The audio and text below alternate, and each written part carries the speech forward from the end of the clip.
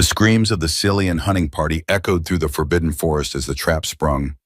One by one, the blue-skinned warriors plummeted into the camouflage pit, their spears and bows falling uselessly around them. From the shadows of ancient blue-bark trees, a human figure watched, his weathered face illuminated briefly by shafts of alien moonlight filtering through the dense canopy. "Please!"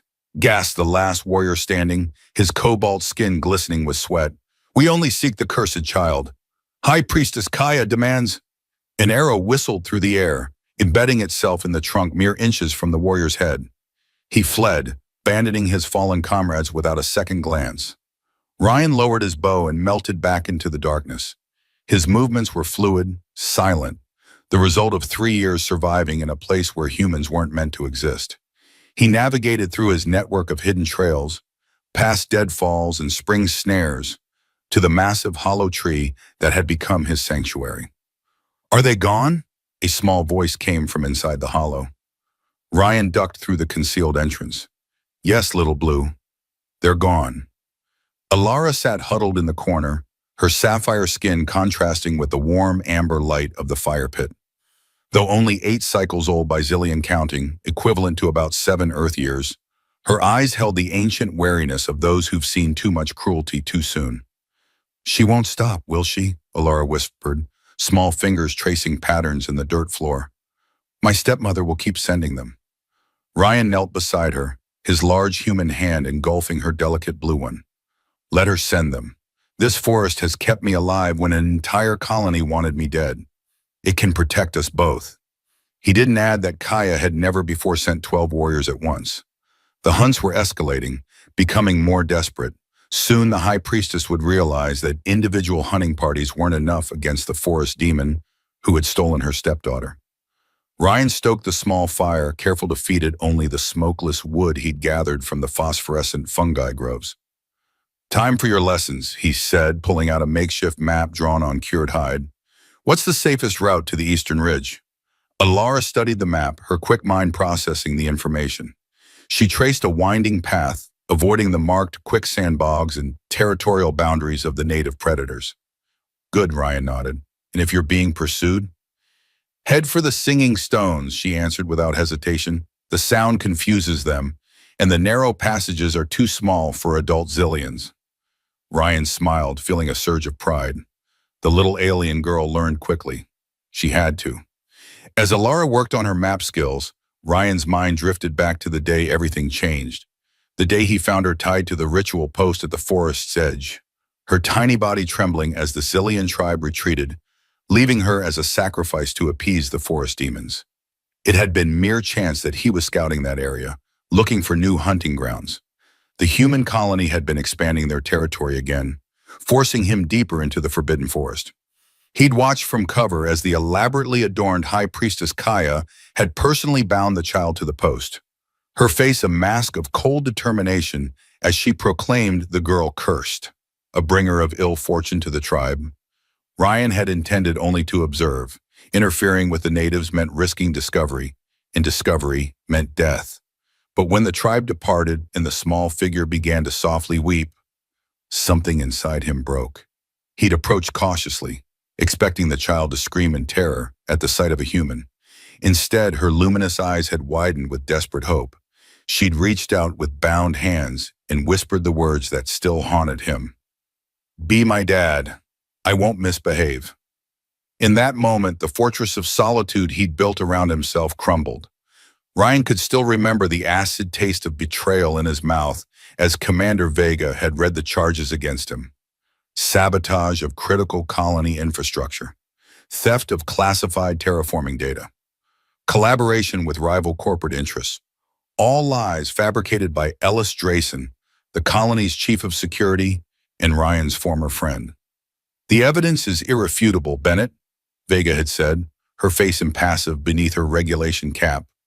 "The tribunal has been merciful. Exile instead of execution." They'd stripped him of his equipment, his rank, his dignity, everything except the clothes on his back and a standard-issue survival knife. Drayson had been there at the colony gates, a smirk playing at the corners of his mouth as the guards shoved Ryan toward the wilderness. "The forbidden forest will take care of our problem."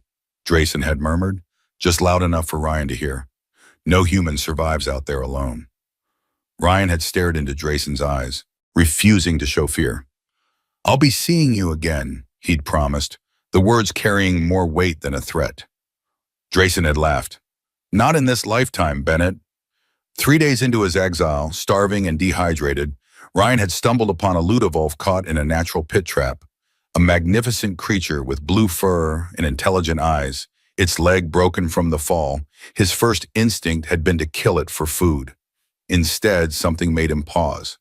Perhaps it was the way the creature watched him, not with fear, but with a wary assessment that seemed almost human. Ryan had slowly approached, using soothing tones. The Ludovolf had growled, baring impressive fangs, but made no move to attack. With extreme caution, Ryan had fashioned a crude splint for the creature's leg and hauled it from the pit using vines. He'd expected the animal to flee or turn on him once freed. Instead, it had remained seated, studying him with those eerily intelligent eyes. Then it had thrown back its head and released a howl that echoed through the forest. Not a call of pain or fear, but something else entirely. Within minutes, the entire pack had arrived, massive blue-furred predators moving like shadows between the trees. Ryan had stood his ground, knife in hand, certain his bizarre moment of compassion would be his last. But the alpha, the one he would later name Silas, had simply walked a circle around him, sniffing, before sitting again. One by one, the pack had departed, melting back into the forest. Silas had been the last to leave, fixing Ryan with one final, penetrating stare. That night, as Ryan huddled in the hollow of a fallen tree, half dead from hunger, something heavy had landed beside him. A freshly killed forest creature, still warm, and in the shadows beyond his makeshift shelter, a pair of blue eyes had gleamed briefly before disappearing. That was the beginning of the strangest alliance on Silos.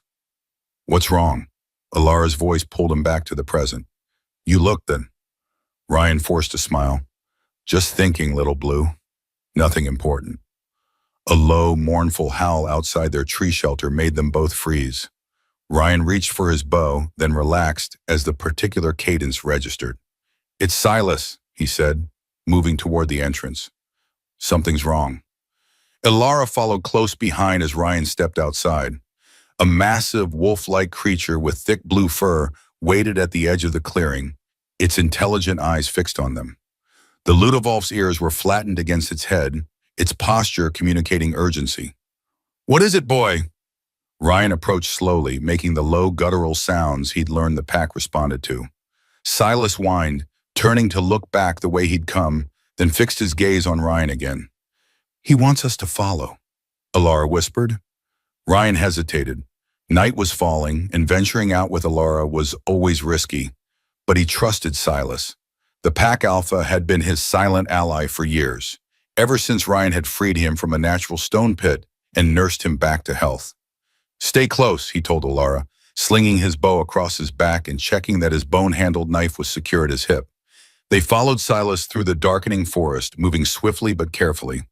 Ryan carried Alara across the more treacherous terrain, her slight weight barely slowing him down. The Ludovolf led them along hidden game trails, occasionally stopping to ensure they were keeping pace. After nearly an hour of travel, Silas brought them to a ridge overlooking the forest's edge. Ryan dropped to his stomach, pulling Alara down beside him as they peered through the undergrowth. What he saw made his blood run cold.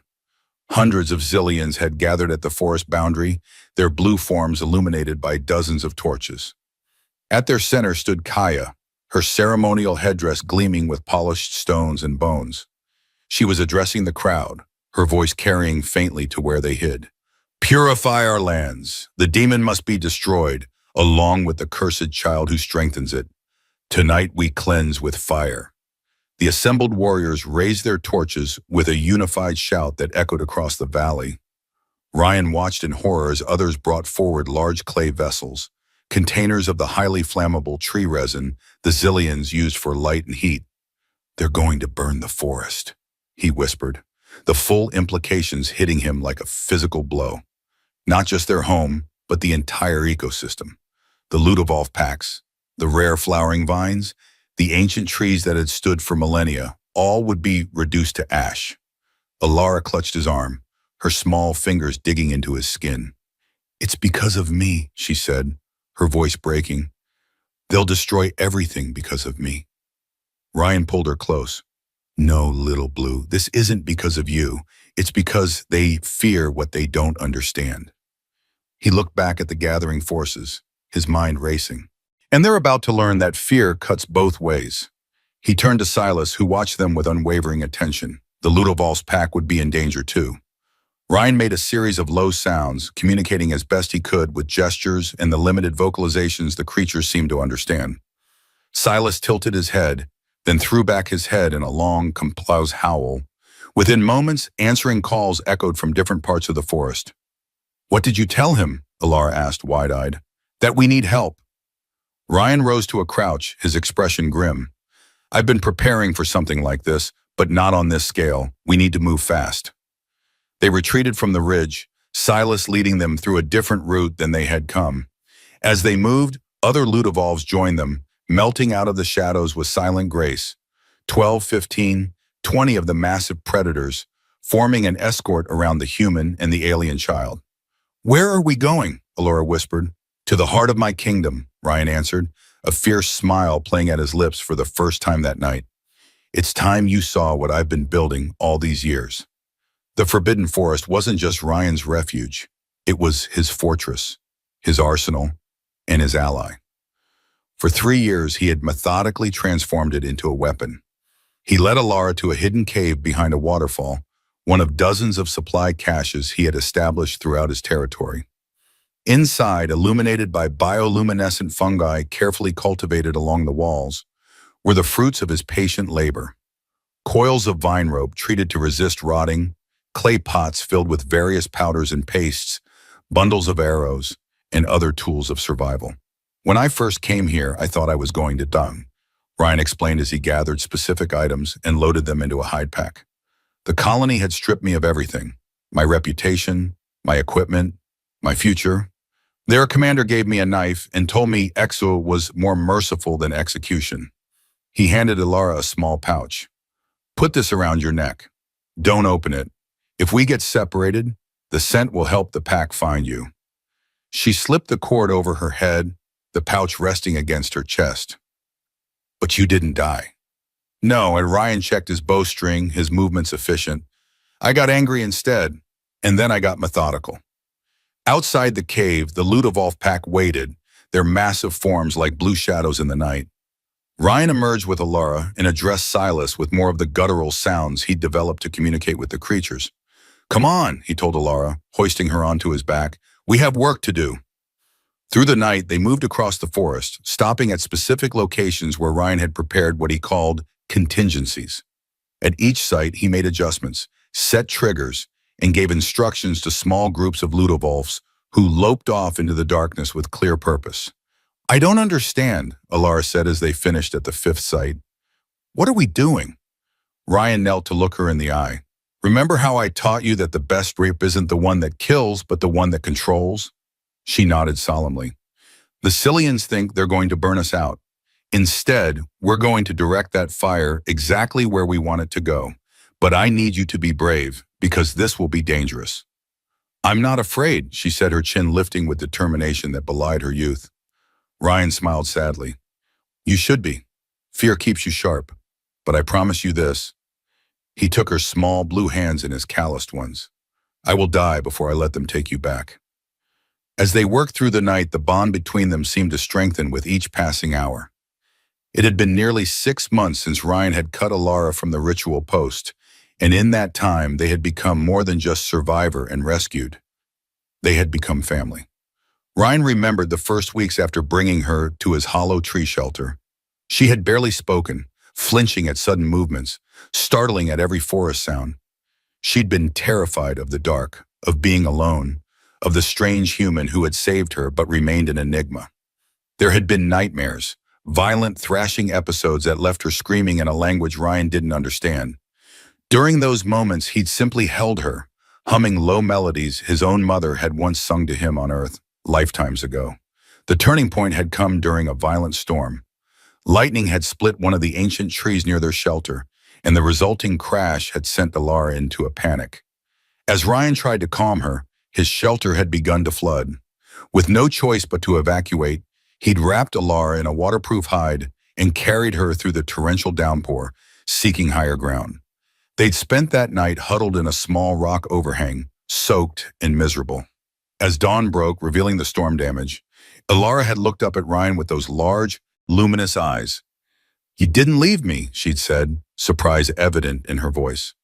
Ryan had frowned. "Of course not. Why would I?" "Mother left when the storms came," she'd replied matter-of-factly. "She said it was because I brought the bad weather. Then Kaya came to be my new mother, but she didn't like me either." The simple statement, delivered with a child's blunt honesty, had pierced Ryan's heart. He'd pulled her close, not caring that they were both still damp and cold. "I'm not going anywhere, little blue. Not without you. We're a team now." After that, her progress had been remarkable. She'd thrown herself into learning everything Ryan could teach: how to move silently, how to find water, how to identify the signs of predators. She'd proven to have an exceptional memory, recalling details of the forest landscape that even Ryan sometimes forgot. And her questions, endless, insatiable curiosity about the human colony, about Earth, about why Ryan's skin was different from hers, about the stars that sometimes peeked through the canopy.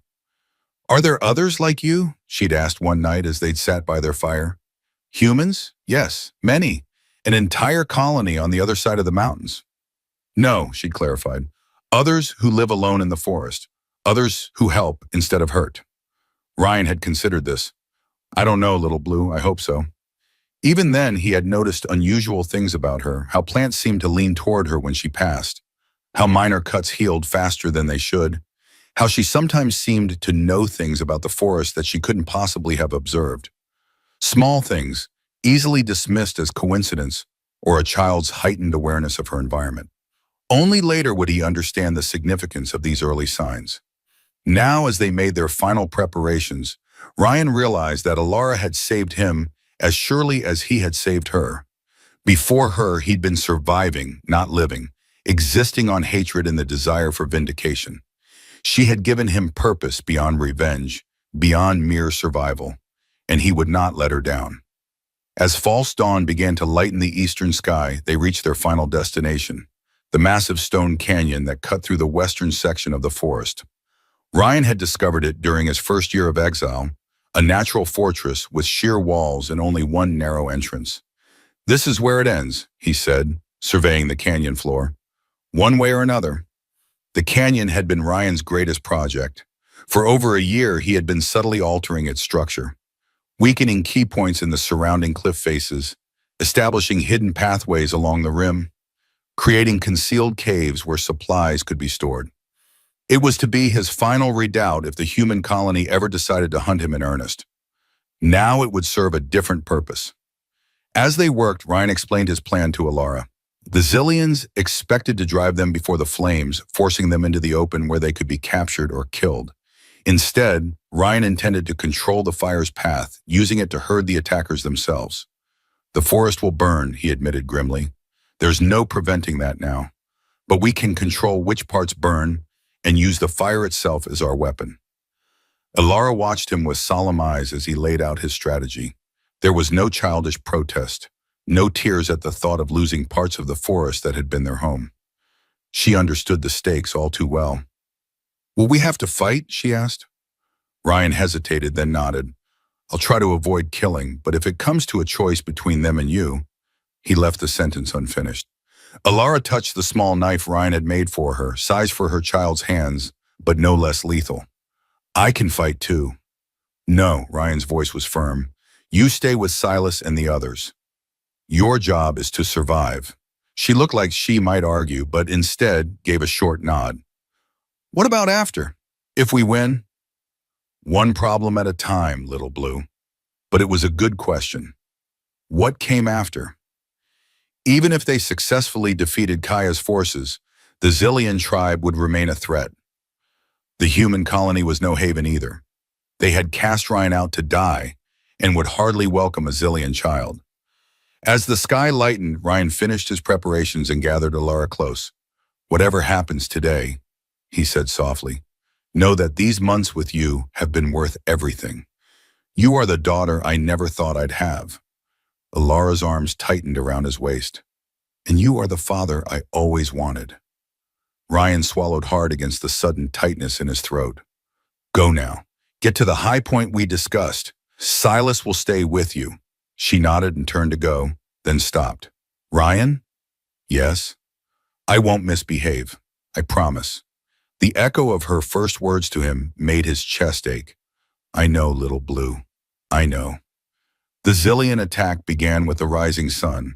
A line of blue-skinned warriors advanced into the forest, torches held high.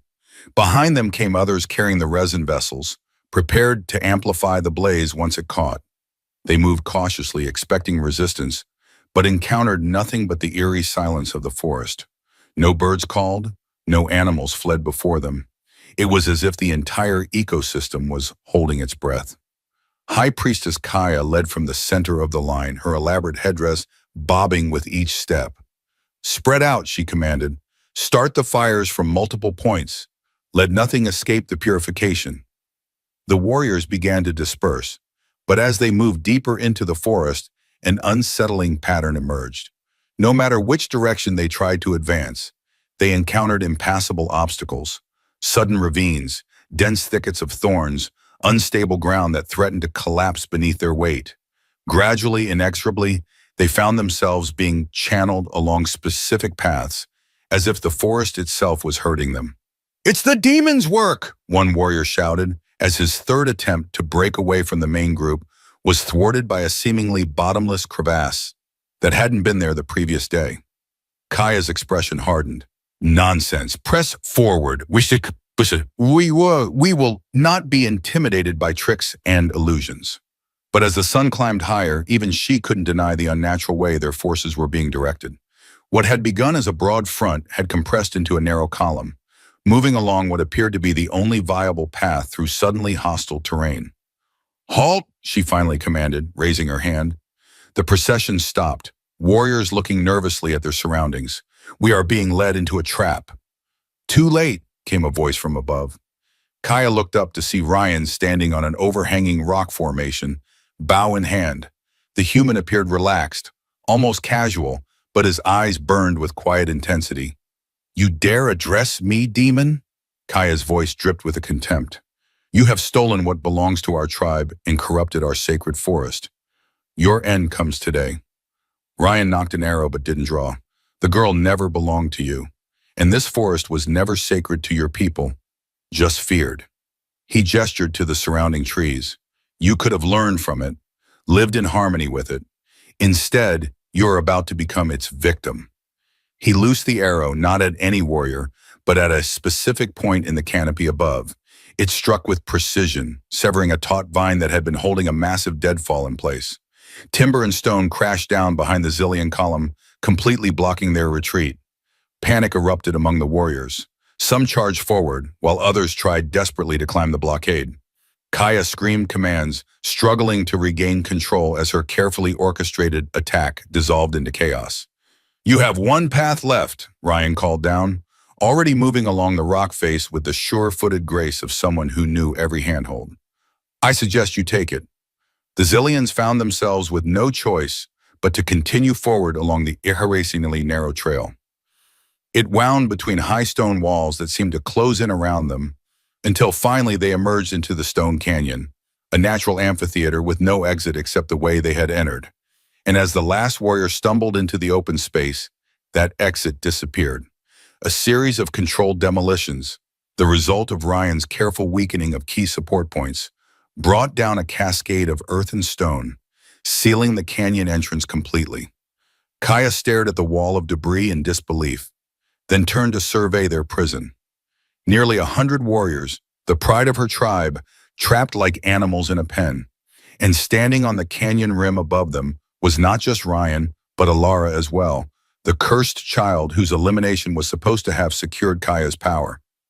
"What now, demon?" Kaya called up, her voice steady despite her situation. "Will you slaughter us to protect one worthless child?" Ryan's face remained impassive. If I wanted you dead, I wouldn't have bothered with the trap. He made a sound, not speech, but a series of deep, guttural calls that echoed off the canyon walls. The response came immediately, howls from every direction, growing closer, multiplying until they seemed to come from everywhere at once. The Zillions crowded together as Lutovovs appeared along the canyon rim, massive blue-furred predators with gleaming eyes and teeth as long as a warrior's fingers. More emerged from previously hidden caves in the lower canyon walls, effectively surrounding the trapped Zillions. "Gods preserve us," whispered one of the warriors as the beasts padded silently into position, their muscular bodies radiating lethal potential. Alara stepped forward, her small form dwarfed by Ryan beside her and the Ludovolf that moved protectively close to her. "My stepmother said I was cursed," her clear voice carried down to the assembled warriors. "She said the misfortunes of the tribe were my fault." She placed a hand on the massive Ludovolf beside her. "But who is cursed now?" Ryan put a hand on her shoulder. "They have until midday," he announced. "One person may climb up to negotiate terms. Choose wisely." The hours that followed were tense. The trapped Zillions huddled in the center of the canyon, weapons at the ready, though they all knew how futile resistance would be. The Lutovovs maintained their positions, silent sentinels whose very stillness was more terrifying than any display of aggression. Kaya paced furiously, her ceremonial robes dragging in the dust. Several times she appeared ready to order her warriors to attack, to attempt to fight their way out. But the cold mathematics of their situation was inescapable. They were outmaneuvered, outmatched. Ryan and Alara watched from their position on the canyon rim, sharing a small meal of dried meat and forest fruits. Despite the gravity of the situation, there was a strange peace between them, the calm of those who have committed fully to their course and now await the outcome. "What will happen to Kaya?" Alara asked, her voice low enough that only Ryan could hear. Ryan considered the question. "That depends on your people. If they're wise, they'll realize she's led them to disaster and choose new leadership. And if they're not wise, then they'll learn a harder lesson." Alara was silent for a long moment, watching the blue figures below.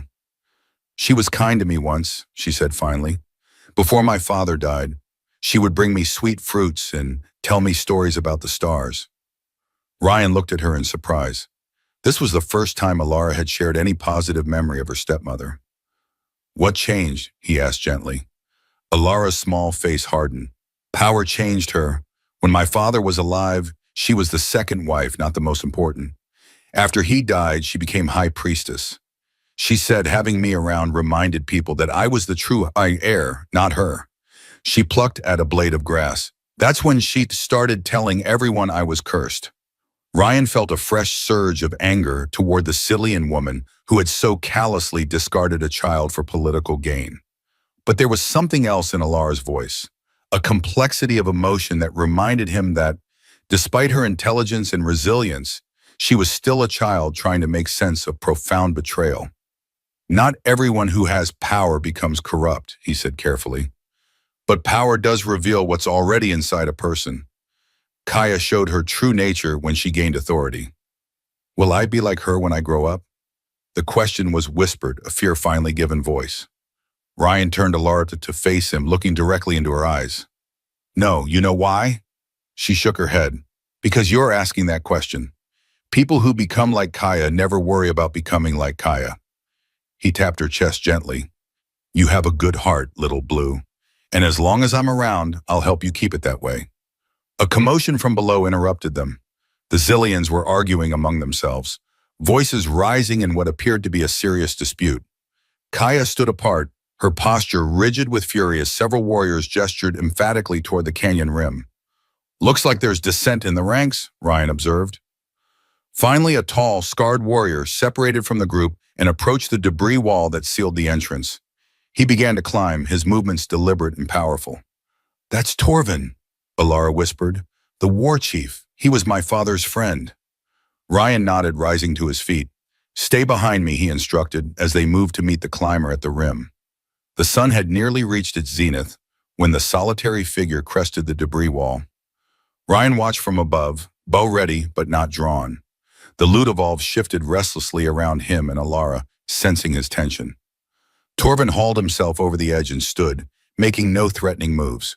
His eyes widened slightly at the sight of the Ludovolfs arranged around Ryan and Alara, but he showed no fear. "You have us at disadvantage," he said simply, his accent making the human word sound musical. "Yes," Ryan agreed. "I do."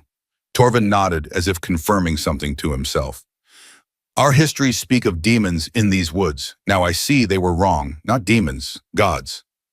Ryan almost laughed. "I'm no god, war chief. Just a man who learned your forest better than you know it yourself." "And these?" Torvin gestured to the Ludovolfs. "Friends," Ryan said. "Also not gods or demons. Just creatures you never bothered to understand." Torvin considered this, his gaze shifting to Alara. "The child is under my protection," Ryan cut him off. "Her name is Alara, and she is not cursed." "No," Torvin agreed. "That much is clear now. Kaya's claims were—" He paused, searching for the word, "political." Ryan nodded. It confirmed what he had suspected. That Alara's mother had been bonded to the previous tribal leader, and Kaya had seized power after his death, eliminating potential rivals. The curse was a convenient way to remove the rightful heir from the succession. "What are your terms?" Torvin asked, getting to the point. Ryan had thought long about this moment. "First, Kaya is removed from power. She is exiled from your tribe." Torvin's expression didn't change. "This is already decided. She has led us to disaster." "Second, the forest remains untouched.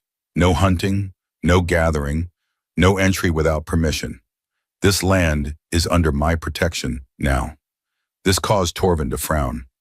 "The forest has always provided for our people. You would starve us?" "The eastern meadows have better soil than you realize. I'll show your farmers how to cultivate the golden grain that grows there. The yield will be 3 times what you currently harvest." Surprise flickered across Torvin's face. "You know our agriculture? I've had 3 years to study your people, war chief. I know more about your tribe than most of your warriors do." Torvin nodded slowly. "And the girl?" "Alara stays with me. She is Zillion. She is a child who was tied to a post and left to die." Ryan's voice hardened. "Her people abandoned her." "I did not." Torvin seemed to assess the human with new respect. "You would raise a Zillion child as your own?"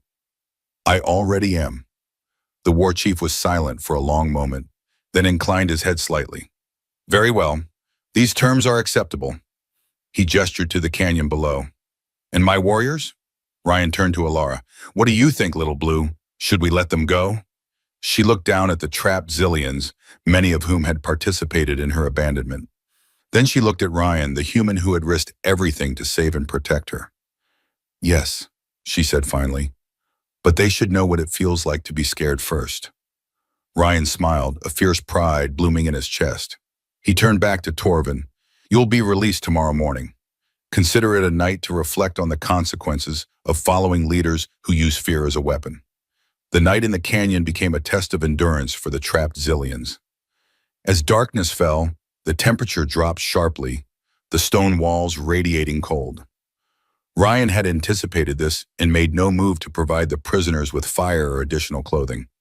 This wasn't cruelty for its own sake, but another calculated lesson.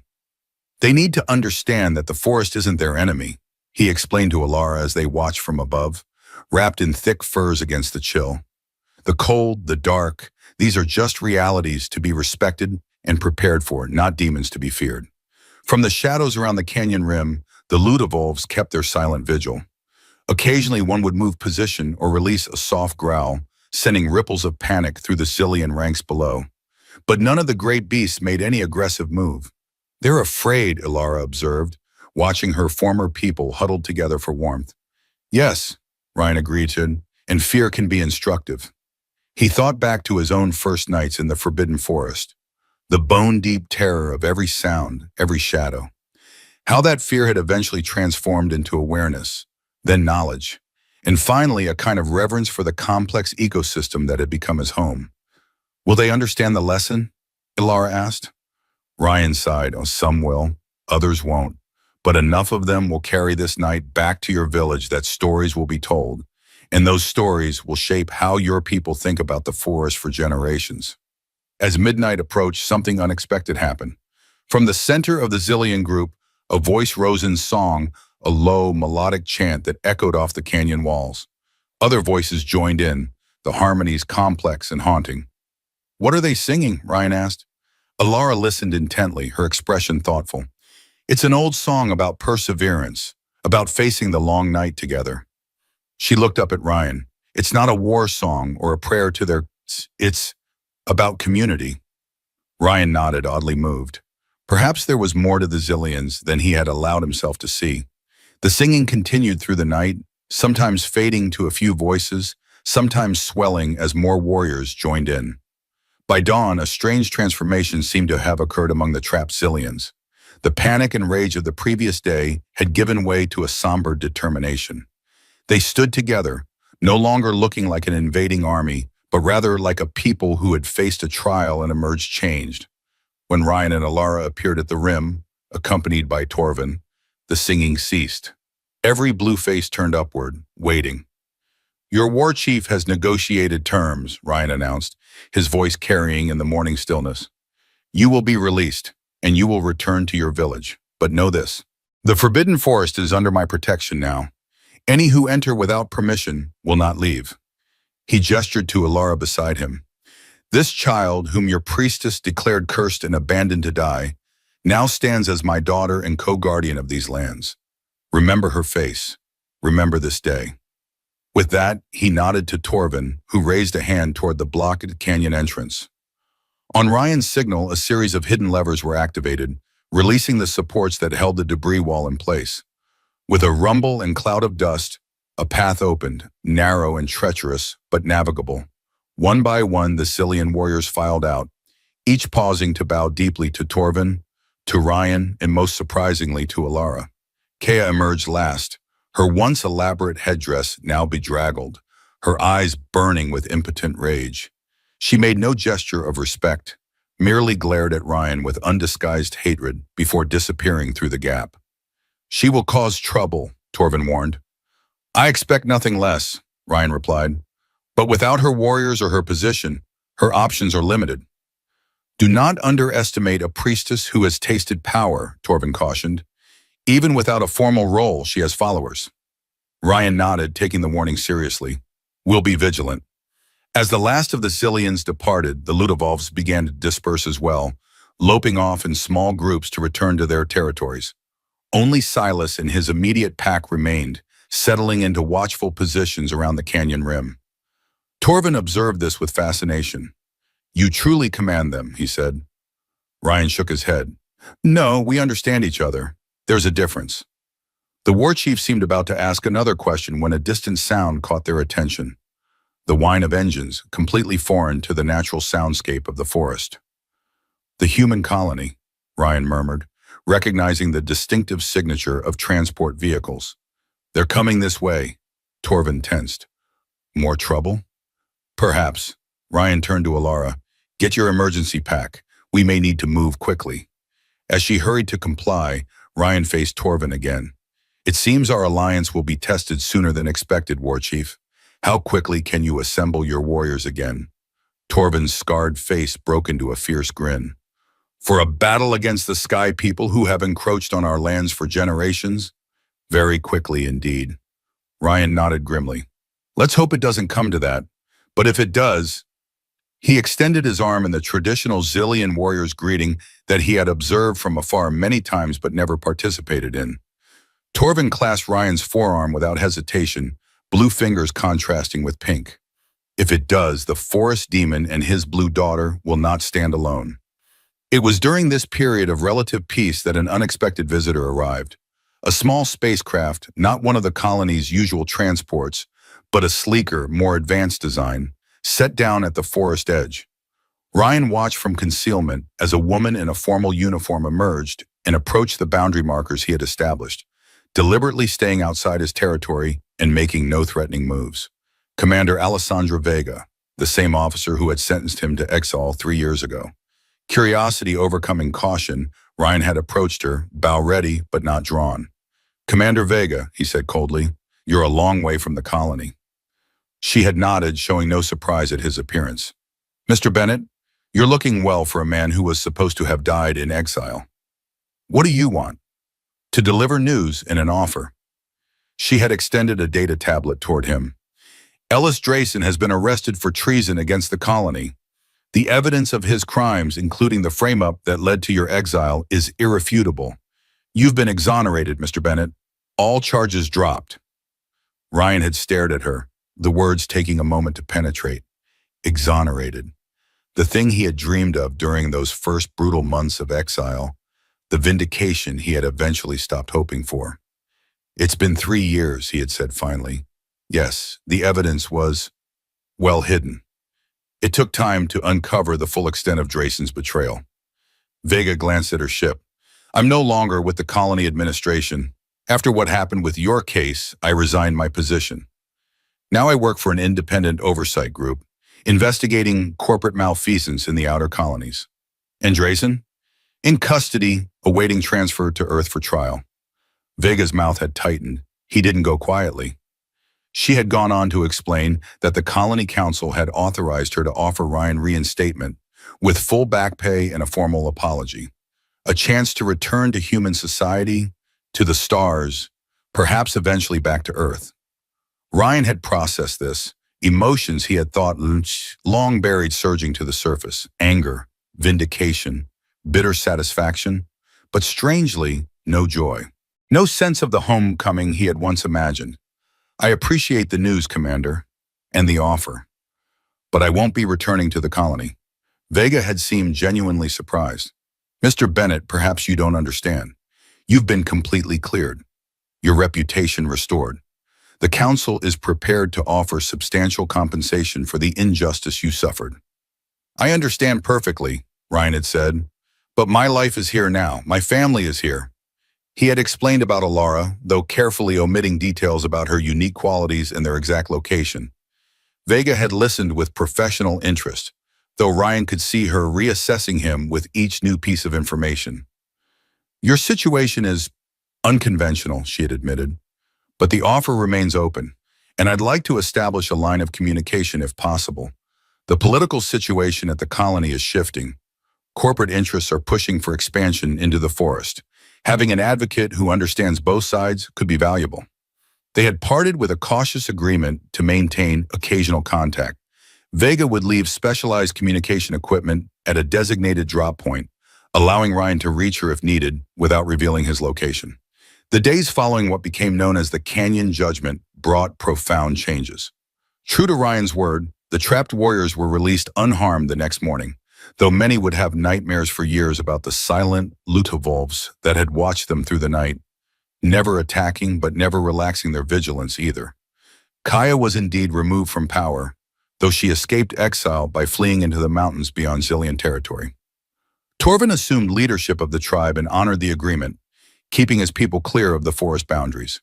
The human incursion turned out to be not an attack but a survey team, charting potential expansion zones for the colony. Ryan had watched them from concealment, his bow ready, as they took samples and readings at the forest edge. They had departed without venturing deeper, but their presence was a reminder that the tenuous peace Ryan had established could be threatened from multiple directions. Ryan and Alara established a more permanent home near the forest's heart, a structure built into the living branches of one of the ancient trees. With the immediate threat removed, Ryan focused on expanding Alara's education beyond mere survival, teaching her about the complex ecosystem they inhabited, the stars visible through breaks in the canopy, and the human language and customs she was increasingly curious about. The Ludovolf pack remained their constant companions, with Silas often sleeping outside their tree home like some impossibly large guard dog. Other packs maintained distance, but seemed to recognize the human and his blue child as creatures to be respected rather than hunted. Something's wrong, she whispered. Silas is gone, and I heard strange calls from the eastern ridge. Ryan was instantly alert, reaching for his bow even as he rose from his sleeping mat. Wake-up calls or warning calls? Neither, Alara frowned. They sounded different, urgent, but not frightened. They dressed quickly and silently, slipping out into the night. The forest was unusually still, the normal nocturnal chorus of insects and small creatures conspicuously absent. Following instinct in the faint sounds Alara had described, they made their way toward the eastern ridge, a journey of nearly an hour through increasingly unfamiliar territory. As they approached, Ryan detected an odd scent on the breeze, metallic and chemical, distinctly non-organic. "Stay back," he instructed Alara, motioning for her to take cover behind a massive root system. "But no arguments. If I call, run back to the treehouse and activate the emergency protocols we practiced." Reluctantly, she obeyed, melting into the shadows with a skill that would have been impossible for her 6 months earlier. Ryan advanced alone, moving from cover to cover with the practiced stealth of a veteran survivor. The strange scent grew stronger, and now he could hear sounds as well. Mechanical clicks and whirs, the low hum of power systems. Human technology. Cresting a small rise, Ryan finally saw the source of the disturbance. A small spacecraft, not one of the colony's usual transports, but a sleeker, more advanced design, had set down in a natural clearing. Its hull bore scorch marks and what appeared to be weapons damage. Around it, several figures moved with the characteristic caution of those in hostile territory. Humans, but not colony personnel. Ryan watched them for several minutes, assessing. They were armed but didn't move like military units. Their equipment was high-end but showed signs of hard use and field repairs. Mercenaries? Corporate security? Either way, their presence was a new complication in the delicate balance Ryan had established. As he was about to retreat and consider his options, a sound behind him made him whirl, knife drawn. Silas stood there, his blue fur silvered in the moonlight. But the Ludovolf wasn't alone. Beside him was one of the human intruders, a woman, her hands raised in the universal gesture of non-aggression. "You must be the forest demon I've heard so much about," she said quietly, her voice carrying a hint of amusement despite her vulnerable position. "I was hoping we might talk." Ryan kept his knife ready. "You're trespassing." The woman nodded. "Yes, unavoidably, I'm afraid. Our ship was damaged evading colony patrols. We needed somewhere to set down for repairs." She gestured to Silas. "Your friend here found us and seemed to be assessing our intentions rather than attacking. I took that as a sign that the ruler of these woods might be willing to parley." Ryan's eyes narrowed. "Ruler of the woods? You've been talking to the Zillions." "Information gathering is part of our mission," she confirmed. "The locals have some very interesting stories about a human exile who commands forest demons and recently humiliated their spiritual leader." She studied Ryan with frank curiosity. "They didn't mention you'd formed an alliance with the indigenous apex predators, though. That's an impressive achievement." "Who are you?" Ryan demanded, ignoring the implied compliment. "My name is Commander Alessandra Vega. Perhaps you've heard of me?" Ryan stiffened. Vega, the same commander who had sentenced him to exile 3 years ago. "I remember you, Tutton," he said coldly. "You believed the lies Ellis Drayson fed you and condemned an innocent man to die in the wilderness." A shadow crossed her face. "Yes, a grave error in judgment, as it turned out." She lowered her hands slowly. "That's partly why I'm here, Mr. Bennett, to correct a miscarriage of justice." Before Ryan could respond, a small blue figure emerged from the undergrowth, ignoring his explicit instructions to remain hidden. "Ryan," Alara called, her voice uncertain. "Is everything all right?" Vega's eyes widened at the sight of the Zillion child, but she made no comment, simply observing as Alara approached cautiously, one hand on the small knife at her belt. "I told you to stay back," Ryan said, though there was more resignation than anger in his tone. "Silas came to get me," Alara replied, as if that explained everything. The Ludovolf in question sat calmly between the humans and the alien child, apparently unconcerned by the tense situation. "You've been busy in exile," Vega observed, looking between Ryan and Alara. "I wasn't informed you had adopted a native child." "There's a lot you weren't informed about," Ryan retorted, "like the fact that your chief of security was selling colony defense plans to corporate rivals and needed a scapegoat when the transmissions were detected." Vega's expression hardened. "Drayson's crimes have come to light, Mr. Bennett. That's why I'm here. You've been exonerated, all charges dropped.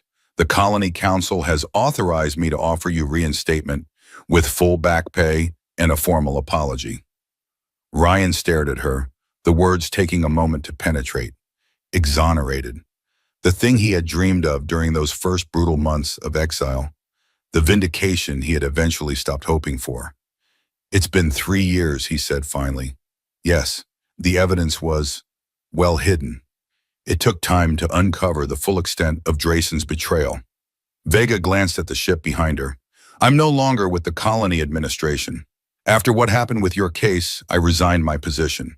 Now I work for an independent oversight group, investigating corporate malfeasance in the outer colonies. And Drayson?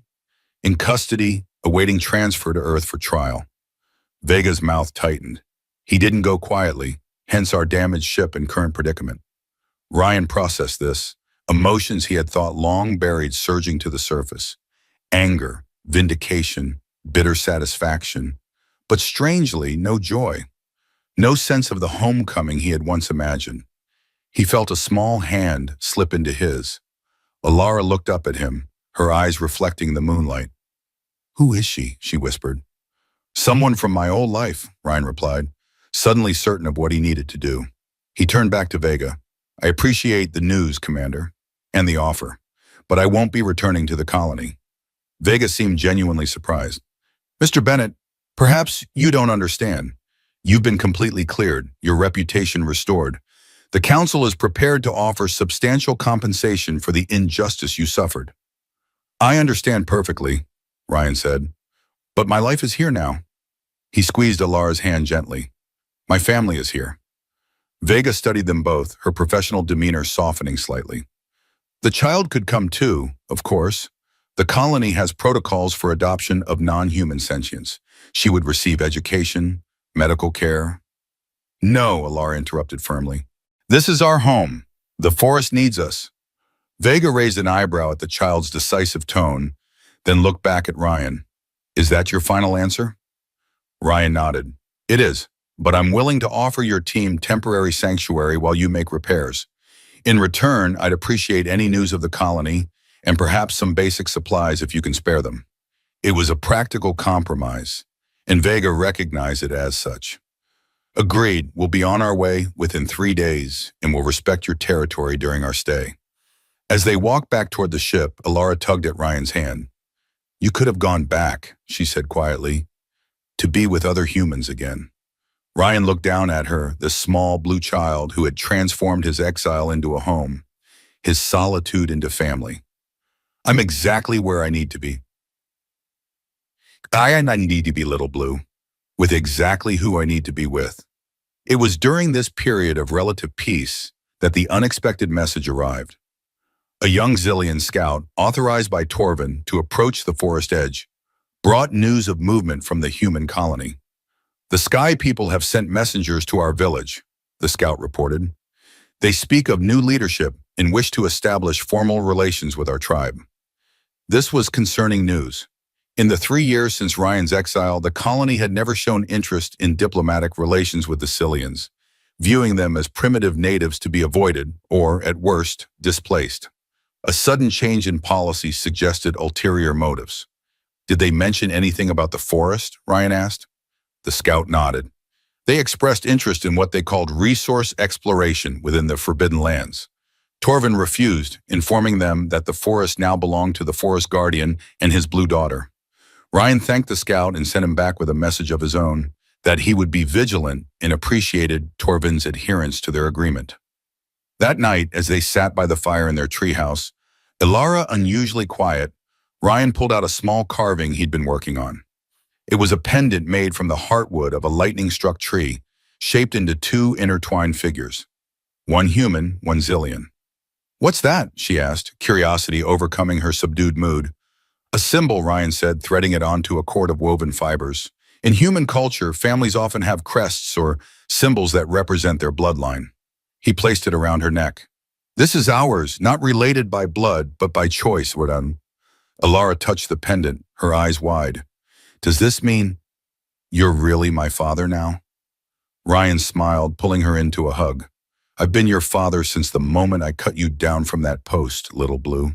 This just makes it official. Alara buried her face against his chest, her small arms wrapping tightly around him. I'm worried about the humans coming closer, she admitted. What if they try to take the forest?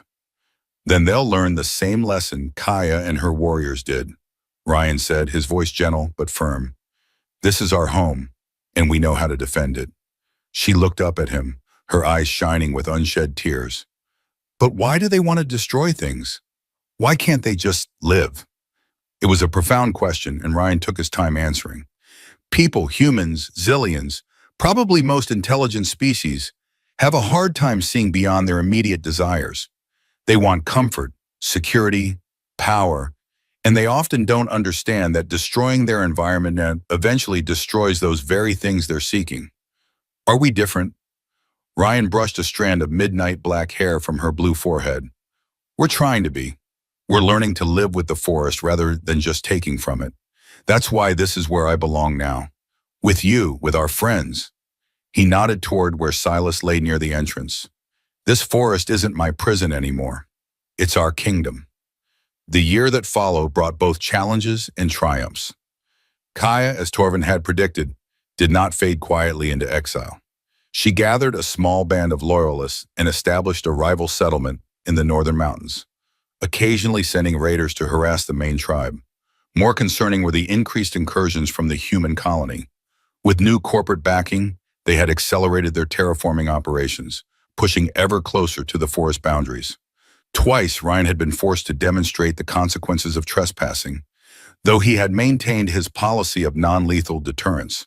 The biggest challenge, however, came from an unexpected quarter. As Alara approached her 10th cycle, her natural Cillian abilities began to manifest. Heightened senses, accelerated healing, and most surprisingly, a form of limited bioelectric generation that allowed her to communicate with certain forest organisms at a cellular level. These developments would have been challenging enough to navigate under normal circumstances. But they coincided with the discovery that Alara's blood contained compounds with remarkable medicinal properties, properties that could revolutionize human medicine if properly studied and synthesized. This knowledge came via Commander Vega, who had maintained sporadic contact since their first encounter. Her team had analyzed the blood sample Alara had voluntarily provided after injuring herself during one of their visits. The results had been startling enough that Vega felt compelled to warn Ryan of the potential consequences. If this information reaches the wrong people, she had explained gravely, your daughter could become the most valuable resource on this planet. There are corporations that would stop at nothing to acquire her for study. The warning had cast a shadow over their forest sanctuary. Ryan had immediately implemented additional security measures, restricting their movements and establishing new emergency protocols. Alara had chafed under these limitations but understood their necessity. Then came the drought. 3 cycles of Silos's largest sun, without the usual monsoon rains, had left the forest dangerously dry. The Ludovolf packs ranged farther in search of water, coming into conflict with both the Zillion tribe and the human colony. Game became scarce, forcing Ryan and Alara to rely more heavily on gathered foods and their carefully maintained garden plots. It was during this period of hardship that an opportunity for true peace emerged, though it began with violence. A corporate survey team, ignoring the boundary markers Ryan had established, ventured deep into the forest in search of mineral deposits. They were ambushed, not by Ryan or the Ludovolfs, but by Kaya and her raiders, who had been growing increasingly bold. By the time Ryan learned of the attack and arrived on scene, 3 of the surveyors were dead, and the remaining 2, a geologist and a security officer, were severely wounded. Kaya and her warriors had retreated with the team's equipment and weapons, a dangerous escalation that threatened to trigger a full military response from the colony. Ryan faced an impossible choice. Leaving the wounded humans to die would ensure the colony blamed the Zillions for the attack, potentially leading to retaliation against Torvin's people. Taking them back to the colony himself risked exposure and might lead the corporations directly to Alara. Bringing them to his own sanctuary would reveal their location and put Alara at risk. In the end, it was Alara herself who made the decision. We have to help them, she said simply, examining the humans' wounds with a critical eye. The woman won't survive the journey to the colony, and if we leave them, more humans will come with weapons. Her assessment was accurate. The female geologist had suffered a spear wound that had punctured a lung. Without immediate treatment, She would drown in her own blood within hours. I can help her, Alara continued, her young face serious beyond her years, with the healing touch. The healing touch was what they had come to call Alara's bioelectric ability when directed specifically at wounds. She had discovered it accidentally after Ryan had been gored by a forest creature during a hunt. Her desperate attempt to stop his bleeding had triggered a cellular response that had accelerated his natural healing processes tenfold. "It's too dangerous," Ryan protested. "If they realize what you can do—" "They already know my blood is special," Alara countered. "Commander Vega said so. But this is different. This is a choice. We choose to help, and we choose what to tell them afterward." Her logic was impeccable, her compassion unmistakable. With reluctance, Ryan agreed to bring the wounded humans to their sanctuary, taking extensive precautions to ensure they couldn't later retrace the route. What followed was a tense period of healing and negotiation. The geologist, Dr. Mira Chen, had indeed been near death when they arrived. Alara's intervention, carefully presented as a Zillion healing ritual rather than a unique ability, had stabilized her condition, though full recovery would take weeks. The security officer, Marcus Reeves, had been initially hostile, convinced they were being held hostage. But as Dr. Chen's condition improved and it became clear that Ryan and Alara were their rescuers rather than captors, his attitude had gradually shifted. During the long days of Dr. Chen's recovery, an unexpected alliance began to form. The scientist, once well enough to speak, revealed that her team had been operating against official colony policy, sent by corporate interests to assess the forest for potential exploitation, regardless of the established boundaries. "The new colony director is in their pocket," she explained weakly from her sickbed. "There's a faction in the council fighting back, but they're outnumbered and outfunded." This information aligned with reports Torvin had shared about increased human activity along the forest edges. It pointed to a looming confrontation that neither the forest dwellers nor the colony moderates were prepared for. "We need to consolidate our position," Ryan told Alara as they discussed their options one evening. "Separately, we're all vulnerable. The Ludovolf packs, Torvin's tribe, us, even the colony moderates. Together, we might stand a chance." Alara, who had been unusually quiet during the discussion, suddenly looked up with the expression Ryan had come to recognize as her "I have a plan" face. "What if," she said slowly, "we don't just defend? What if we offer something better than what the corporations want?" "What do you mean?" "The corporations want resources, right? Minerals, biological compounds, land for terraforming." She leaned forward intently. "But what if we could offer them something more valuable that doesn't require destroying the forest?" Ryan raised an eyebrow. "Such as?" "Knowledge." Alara's eyes gleamed with excitement. "Think about it. I can communicate with plants in ways humans can't. You've learned survival techniques no colonist understands. The Ludovolfs have intelligence that's never been properly studied. Even Dr. Chen says the forest probably contains medicinal compounds that could revolutionize treatment for dozens of human diseases." She stood and began pacing, her ideas flowing faster. "What if, instead of a territory to exploit, we position the forest as a research preserve, a place where knowledge can be gathered through cooperation rather than destruction?" It was audacious, ambitious, perhaps naive, but as Ryan considered it, he began to see the potential. The corporations weren't evil, just profit-driven. If preservation and research could be shown to be more profitable than exploitation, it would require cooperation from Torvin's people, he said, thinking through the logistics, and guarantees from the Colony Council. "And us as intermediaries," Alara added, "bridging both worlds." Ryan looked at his daughter with a mixture of pride and wonder. The frightened child he had rescued from the ritual post had grown into someone capable of envisioning peace where others saw only conflict. "It won't be easy," he warned. Alara grinned, the expression transforming her solemn face. "Nothing worthwhile ever is. Isn't that what you always say?" Outside, the Ludovolfs began their evening chorus, their harmonized howls rising through the ancient trees to the alien stars above. Ryan and Alara sat together, father and daughter from different worlds, listening to the song of their realm. In the forbidden forest, the human exile and his alien child had found something neither expected: a home. Not just a place to survive, but a place to belong, a place worth protecting, a place where the word family transcended species and blood. And in the years to come, the legend of the forest guardian and his blue daughter would spread far beyond Zelos, a story of how the deepest bonds can form in the harshest places, how family isn't determined by appearance or origin, but by the choice to protect and cherish one another against all odds. A story of how sometimes the most profound statement of love is four simple words: be my dad, I won't misbehave.